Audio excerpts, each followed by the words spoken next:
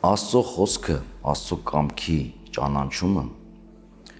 լավագույն դեղամիջոցն է մեր մարդկային ճգնաժամերը հաղթահարելու համար։ Ինչպես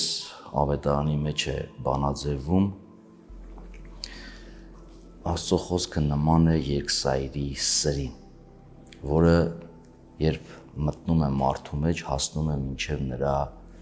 ոսկորները, բջիջները, այսինքն ամբողջությամբ կլանում է մարդուն, փորձելով բուժել, զորացնել, սրբագրել, ճանաչողության բերել։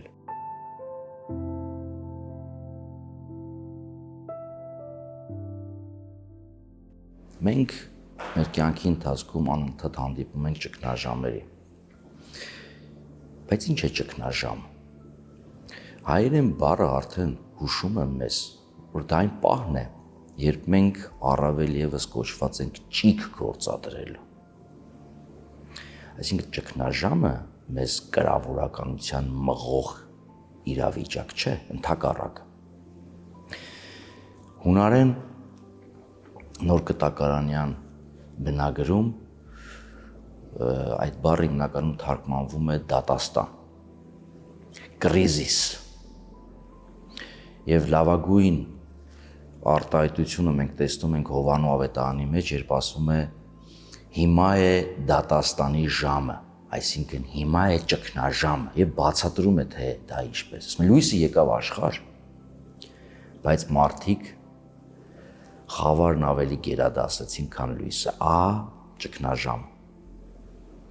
Եվ այստեղ մենք ընտրության առաջ ենք կանգնած։ Հունարեն բառը իր ստուգաբանությամբ նշանակում է որոշել,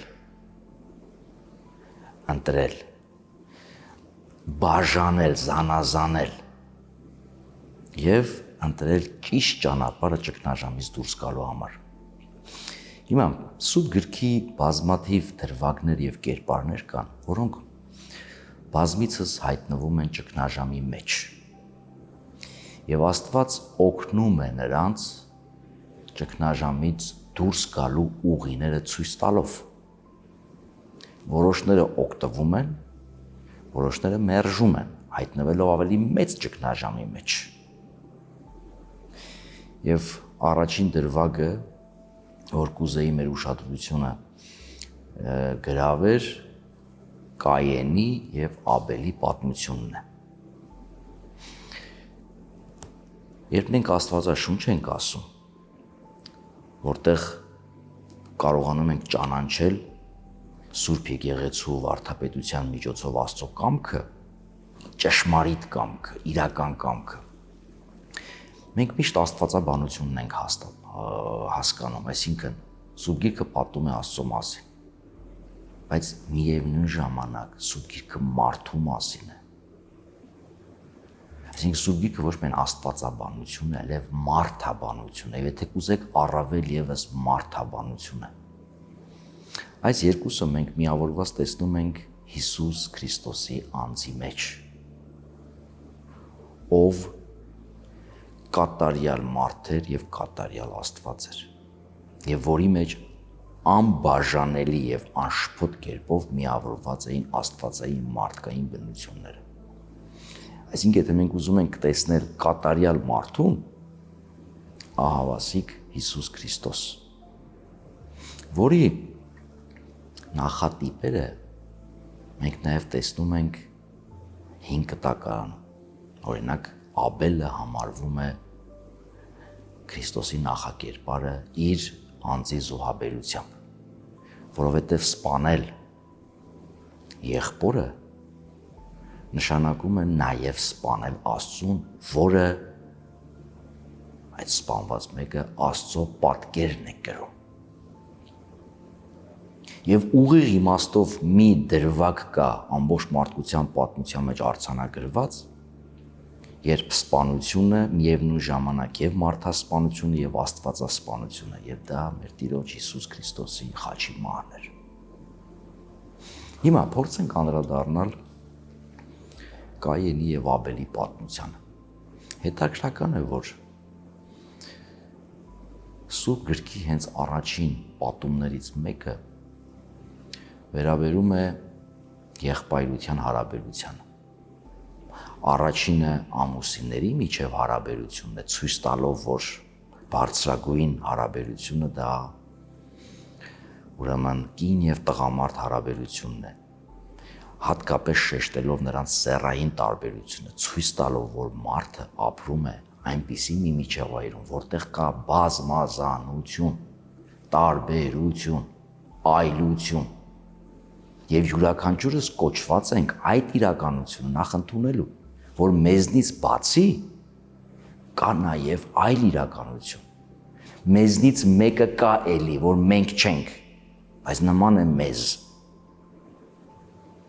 Եվ կնոջ տղամարդու կամ ամուսնական հարաբերություններով այդտեղ հատկապես շեշտադրվում է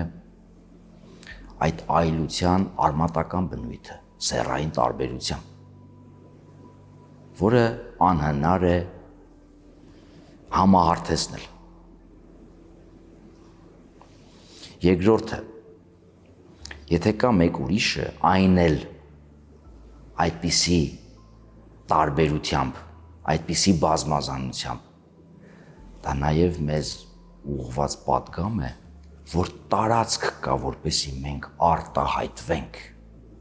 մենք իրացվենք որպես մարդ, առանց այդ տարածքի մենք պարզապես չենք ունենա կյանք լիարժեք։ Եվ հիմա երբ մենք ժխտում ենք այդ այլությունը, այդ զանազանությունը, տարբերությունը, բազմազանությունը, ժխտում ենք ինքներս մեզ եւ սպանում ենք այն միջավայրն ու կյանքը, որին կոչված ենք ապրելու եւ մեր այսպես ասած կոչմանը հասնելու։ Ուրեմն մեր կոչումը Աստծուն նմանվելն է, բայց Աստծուն անհնար է նմանվել առանց մեր կյանքում ուրիշների հետ հարաբերությամբ, ուրեմն մեր սերը դրսևորելու, մեր բարիքը ստեղծելու, հարաբերության մեջ ապրելու, հնարավոր չէ հարաբերություն ունենալ Աստծո հետ առանց հարաբերություն ունենալու մեր նմանի հետ։ Եվ հենց այդ հարաբերության որակից էլ կախված է, թե մենք ինչպիսի հարաբերություն ունենք Աստծո հետ։ Եվ հիմա եղբայրների միջև հարաբերությունը դա լավագույն մոդելն է ցույց տալու համար, թե մենք որպես մարդ ինչպես ենք ապրում հասարակության մեջ, որը բաղկացած է ընտանիքներից, համայնքներից եւ խոշորանալով դառնում է հասարակություն։ Հասարակությունները խոշորանալով դառնում են մարդկություն։ Եվ մեր առաջին դրսևորումը սկսվում է մեր տնից եւ հատկապես այն հարաբերություններից, որը նշանավորվում է եղբայրների եւ քույրերի միջև։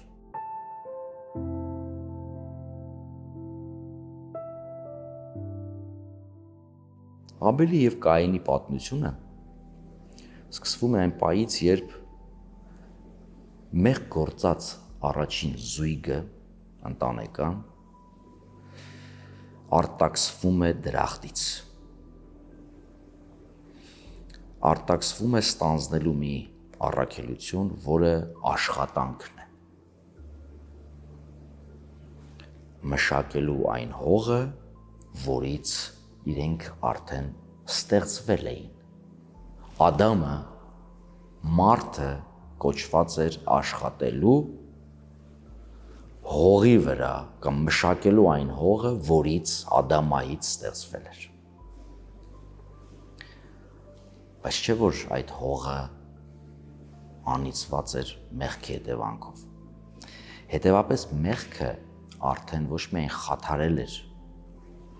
ընտանիքի ներսում ամուսնական հարաբերությունները,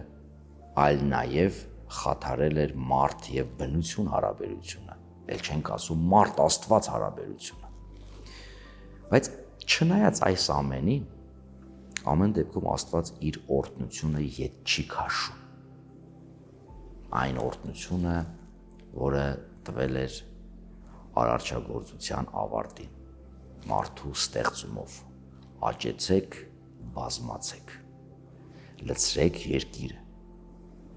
իշխեք մի կողմից երկրի վրա հողի վրա, մյուս կողմից կենդանական բուսական բնության վրա։ Եվ այս օրհնությունը շատ իրական արտահայտություն է գտնում, երբ ծնվում է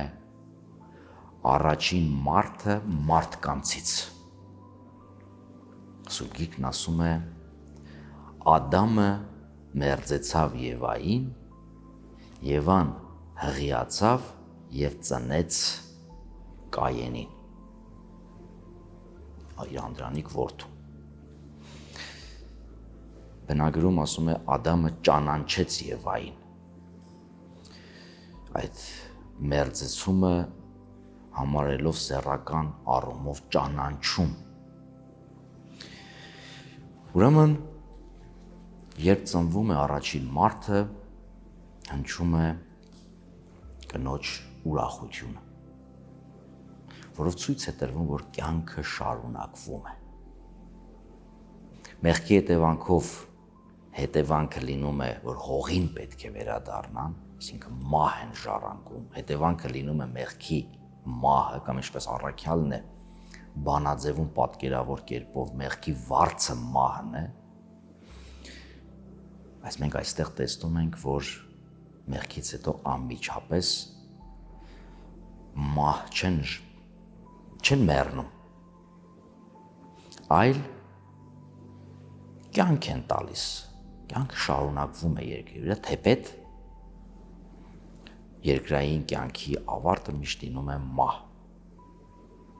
որը դեռևս կյանքի ավարտ չէ։ Ինչ է ասում Եվան, երբ այդ ուրախության ճիչը արձակում է, ասում է մարդ ստացա Տիրոջով կամ Աստծով։ Մարդ ստացա, չի ասում որդի ծնեցի։ Եվ չի ասում Ադամի, չի իշատակում իր ամուսնուն Ադամին, այլ Աստծով։ Մի տեսակ ուզում է ցույց տա, որ ինքը կիսա Աստված է ծնել։ Եվ սա հատկապես մեր մայրերի հոգեբանության մեջ առկա է, հատկապես իրենց առաջնեկի առումով, առավել ևս երբ ունենում են մինուճար որդի։ Այդ երեխան զավակը դառնում է մի տեսակ կուռք, իրենց ամբողջ ուշադրությունը կենտրոնացնելով այդ զավակի վրա։ Կայեն բառացի նշանակում է ստացվածք, այն ինչ որ իրական է, շոշափելի է։ Սուրբ Գիրքը շարունակում է, ասում է Եվան շարունակեց ծննդաբերել և ծնվում է Աբելը։ Այսինքն երկրորդ որդին կամ Կայենի եղբայրը, որովհետև Աբելը տեքստում միշտ եղբայր է անվանվում և միշտ հիշատակվում է Կայենի հետ հարաբերության մեջ։ Տեսեք, այստեղ կա և բացասական, այսպես ասած, կողմ, պատկեր, և կա դրական։ Ինչ իմաստով։ Նախ Եվան Աբելի ծննդյան դրվագում որևիցե մի խոսք չի ասում։ Երկրորդ, Աբել նշանակում է ծուխ, շունչ, գոլորշի։ Իդեպ ասեմ, ժողովող գրքեն հայտնի խոսքը ունայնություն ունայնությանց, ամենայն ինչ ընդունայն է, օգտագործված է Հաբել բառը։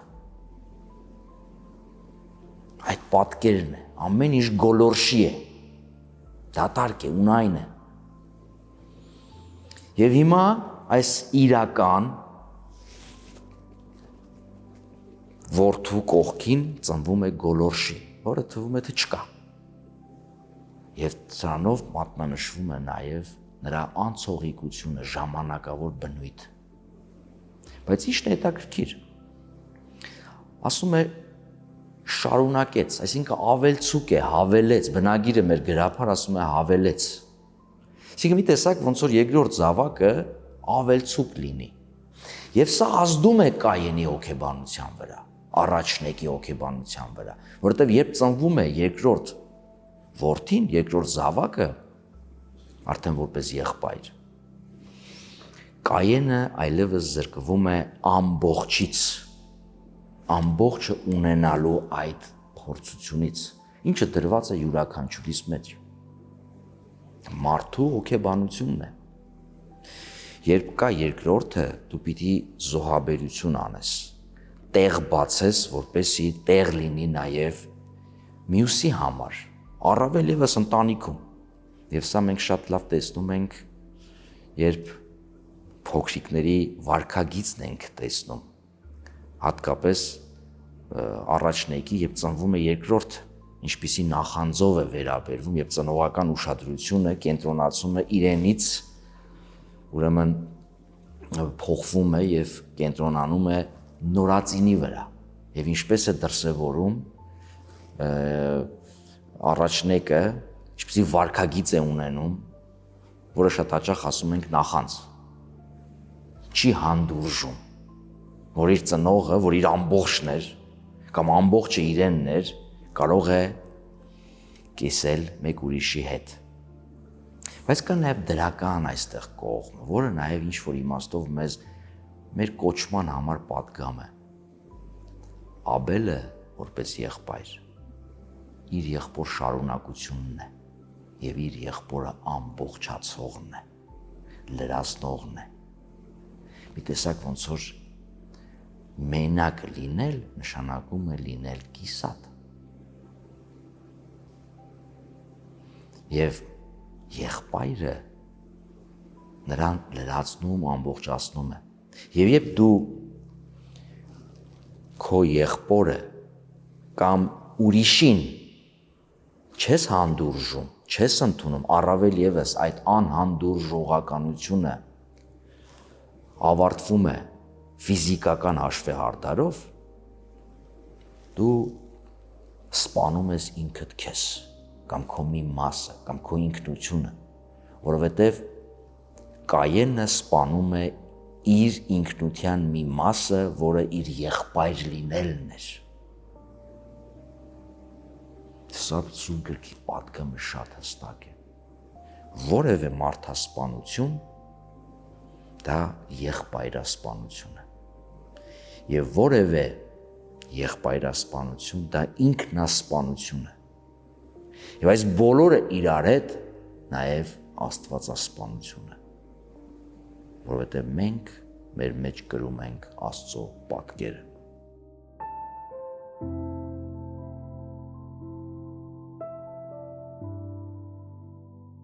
Մենք յուրաքանչյուրս ունենք 3 չափում՝ կենսաբանական, սոցիալ-մշակութային եւ հոգեբանական։ Ուրեմն կենսաբանական առումով Կայենը առաջնեկն էր։ Սոցիալ-մշակութային առումով կապված էր հողի հետ, հող էր մշակում, հողի մշակ էր։ Իսկ հոգեբանական առումով հուզական աշխարհը տիրապետող էր նրա բանական աշխարհի վրա, նրա ճանաչողական աշխարհի վրա։ Եվ այս ամենը ձևավորվում է մանկությունից սկսած։ Վստահաբար Կայենը միշտ իրեն համեմատության մեջ էր դրել իր եղբոր Աբելի հետ։ Աբելի մեջ ոչ թե տեսնելով իրեն լրացնողի, նաև մեկին, որի հետ հարաբերությամբ ինքը որպես մարդ իրացվում է, այլ իր եղբոր մեջ տեսել էր հակառակորդի, մեկին, որը իրեն խանգարում է, խոչընդոտ է։ Եվ սա ձևավորվում է մեր կյանքի պատմության ընթացքում, դառնալով տիրապետող, երբ մենք չենք կարողանում, հատկապես հասուն տարիքում, գերիշխել կամ կառավարել մեր հույզերը։ Եվ հիմա ինչ է տեղի ունենում։ Կայենն էլ, Աբելն էլ զոհ են մատուցում, պատարակ, նվեր են բերում Աստծուն, ամեն մեկը իր քրտինքից։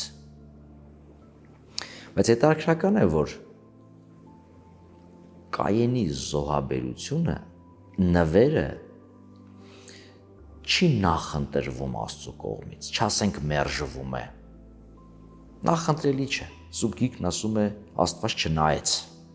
այսինքն չնախընտրեց, այլ նախընտրեց Աբելի ընծան։ Սա ոնց որ վերջի կաթիլն էր բաժակ համբերության, որպեսզի Կայենը այլևս այն ամենը, ինչ որ հոգեբանորեն հուզական աշխարհի, ճանաչողական աշխարհի ամբողջ էությամբ ձևավորվել էր իր եղբոր նկատմամբ, որպեսզի պայթեր։ Այստեղ գործեց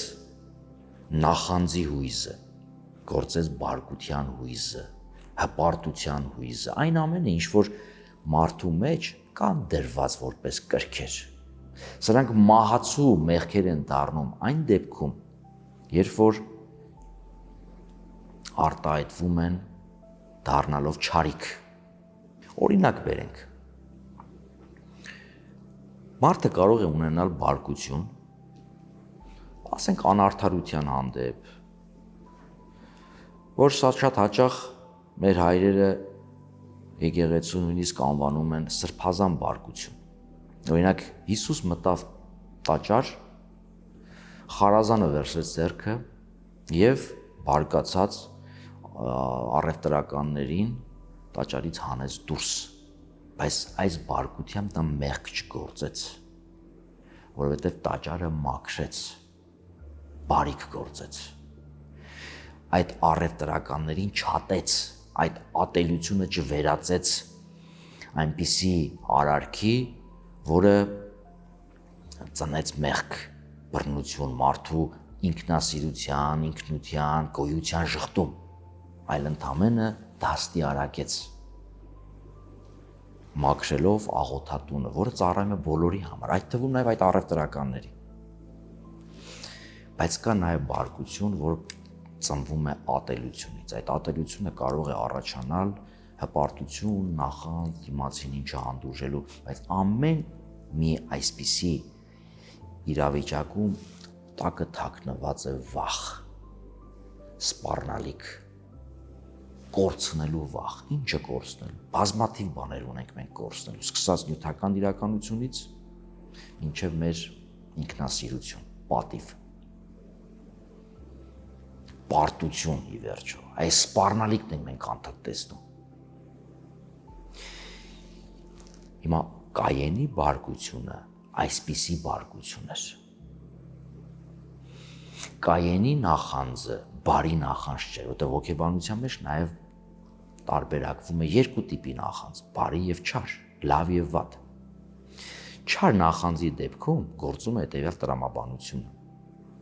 Ես չեմ կարող, հետևապես նաև դու չես կարող։ Այս դեպքում տուժում ենք բոլորս։ Լավ նախանձի կամ բարի նախանձի դեպքում ձևակերպումը հնչում է այսպես. դու կարող ես, ուրեմն ես էլ կարող եմ։ Եվ սա տարածք է բացում, որպեսզի դու աշխատես, բարելավես քո ունակությունները, հասնելու այն փափագելի իրականությանը, որին հասել է նաև դիմացինդ։ Եվ սա զարգացման տանող ճանապարհ է։ Կայենի մոտ սա չէ, որ գործում է։ Տեսեք, Կայենը երբ որ զոհ է մատուցում,